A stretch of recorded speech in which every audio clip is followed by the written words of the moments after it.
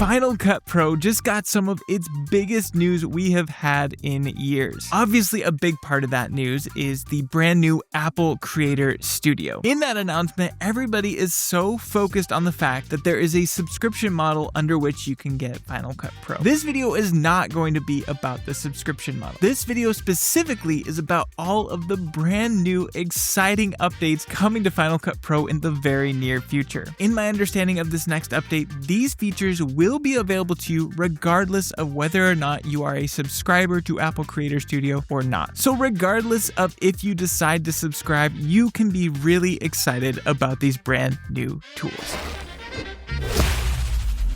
Transcript Search is going to allow you to automatically search through your videos with any spoken dialogue and find those moments in just a couple seconds. This is going to absolutely change the game when it comes to interviews and podcasts and documentaries, and I couldn't be any more excited for it. Some very important things you should be aware of with Transcript Search is that it's going to use on-device AI. It does require Apple Silicon. And lastly, the most important bit of information is that this is going to be only in English for right now. I'm really hoping that we start to see more and more languages poured into Final Cut Pro in the near future, but at this time, there's been no mention of that.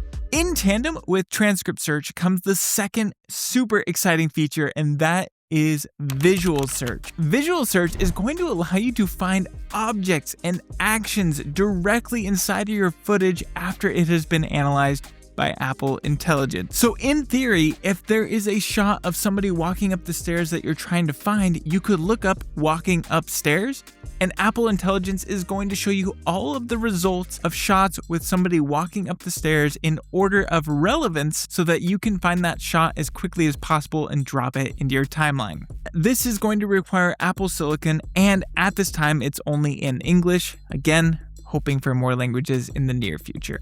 Thirdly, and possibly the thing I personally am most excited about, is beat detection. This is not going to require English, and from what I can tell on the website, it also works on Intel Macs. What it will do is analyze any song you bring into it, and it's going to create what's called a beat grid. This beat grid is essentially a whole bunch of markers which you can turn on snapping with, and that means that you can bring footage into the timeline and have it automatically snap to your music. Plus, you'll easily be able to identify different bars, measures, and sections of a song based off the different lines you can see in this picture here. I can easily see this being so nice when you need to make a social media edit and you're trying to condense it down to, say, a minute. Now you can easily see the best parts of the song to cut out in just a moment. Now, all three of these features are not only coming to Final Cut Pro for desktop, but it's also coming to Final Cut Pro for iPad, and it's really great to see Final Cut Pro for iPad getting some love. And speaking of Final Cut Pro for iPad,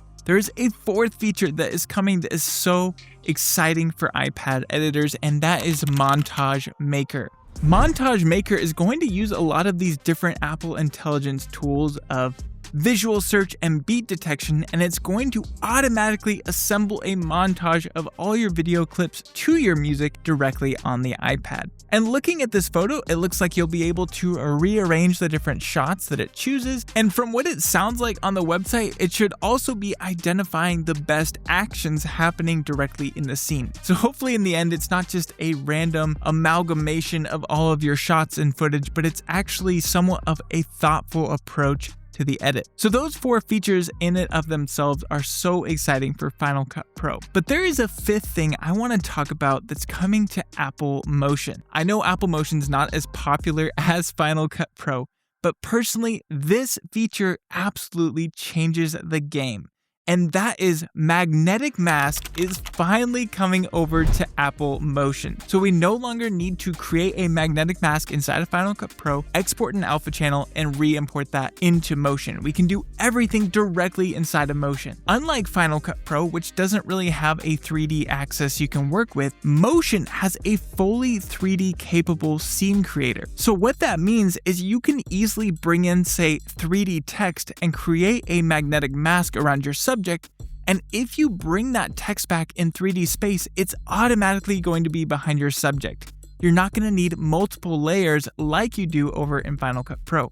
But additionally, this would open up the doors for, say, a particle generator that is 3D. So you can have particles being created in front of your subject and behind your subject, and you don't have to do any weird masking to kind of fake the particles going behind the subject that you've masked out. It also looks like there's some bonus features inside of the magnetic mask that Final Cut Pro doesn't have access to. For example, looking closer to this photo, it seems like there's a subject selection or an object selection, plus it looks like you can change when the feathering happens based on your brush. So I'm really excited to see what all we can do with magnetic masks directly inside of Apple Motion. I think this just made Apple Motion a very viable solution for creating visual effects. So these are the new features coming to Final Cut Pro and of course Apple Motion.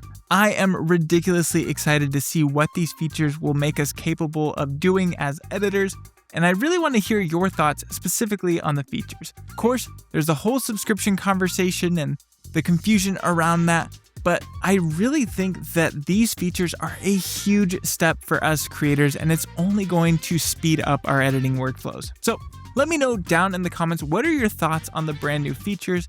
And yes, I am like 95% sure that these features will be available to us who have previously purchased Final Cut Pro and who are not joining up on the subscription. January 28th is the release date on this, so make sure you refresh your app store on that day, and don't forget to back up Final Cut Pro. When these new features come out, I will get a video out as quickly as possible with a walkthrough, so make sure you subscribe if you're interested in that. And also, maybe consider helping me reach 100,000 subscribers before the end of the year. Thanks so much for hanging out with me. I hope you are having a fantastic day. And with that being said, I cannot wait to see you in the next one.